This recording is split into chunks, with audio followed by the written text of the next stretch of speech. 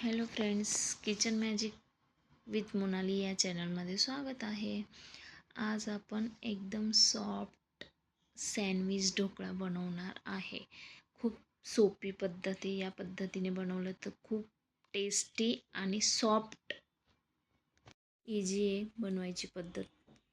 Like केलं नसेल तर लाईक करा, चॅनलला सबस्क्राईब करा. चला तर मग बघूया कसं बनवायचं.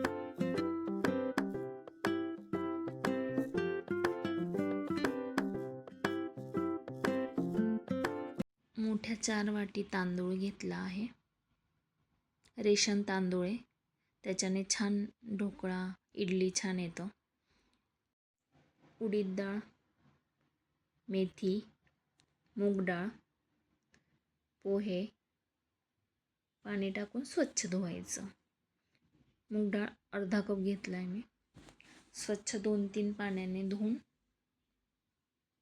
रात्रभर ठेवून द्यायचं आहे. आता खोबरं पण रात्रभर भिजवून ठेवून दिलं आहे.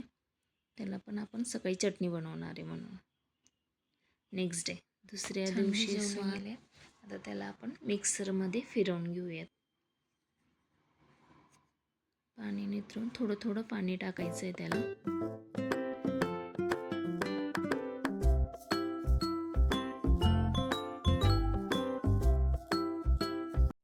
सगळं पिळलं छान बघू शकता तुम्ही.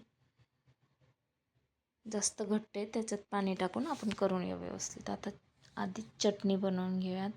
कोथिंबीर, 3-4 मिरची, 3-4 पाकळ्या लसूण आणि पुदिना.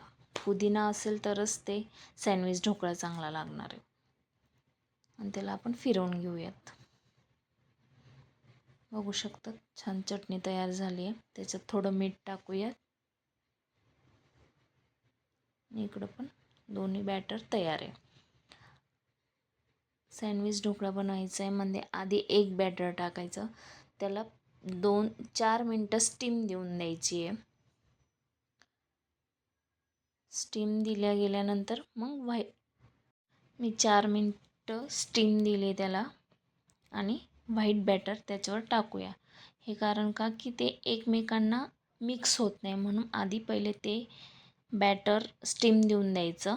मग व्हाईट टाकल्यावर पूर्ण ढोकळा शिजवायचा आहे आपल्याला. आता व्हाईट बॅटर टाकून दिलं आहे तांदळाचं आणि त्याच्यावर पेरी पेरी मसाला टाकला आहे. तुमची इच्छा, तुम्हाला मसाला टाकायचा असेल मसाला पण टाकू शकतात. पेरी पेरी मला खूप आवडतो म्हणून मी पेरी पेरी मसाला टाकला आहे त्याच्यावर. पाणीपुरी मसाला पण टाकू शकतात. आता त्याला 7 ते 8 मिनटं स्टीम घेऊन या. ते ढोकळा होतो तोपर्यंत आपण इकडं चटणीची तयारी करूयात. रात्री भिजवलेलं खोबरं, सुकं खोबरं, 3 हिरव्या मिरच्या, कोथिंबीर आणि त्याला मिक्सरमध्ये काढून घेऊयात. छान झाले. तर त्याला एका बाउलमध्ये काढून फोडणी देऊयात. एका बाउलमध्ये काढून घेतलं, थोडंसं मीठ टाकलं, तेल पण तापलं आहे. आता मोहरी, जिरा,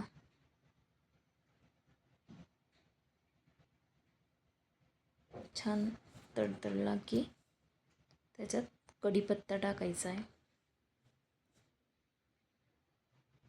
आणि ती फोडणी चटणीमध्ये टाकून द्यायची.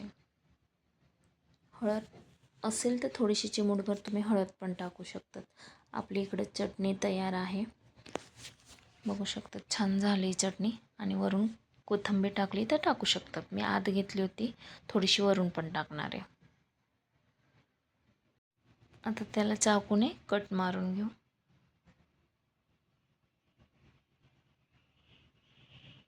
पूर्ण स्पॉन्जी झाला आहे तो. आणि साईडने पण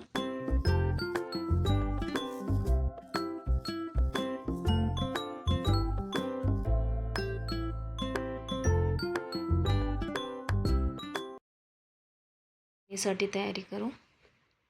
तीळ, जिरा, मोहरी ते छान आणि कढीपत्ता छान फोडणी झाली. आता ढोकळ्यावर आपण टाकूयात. एका साईडने कडेकडेने छान टाकायचा.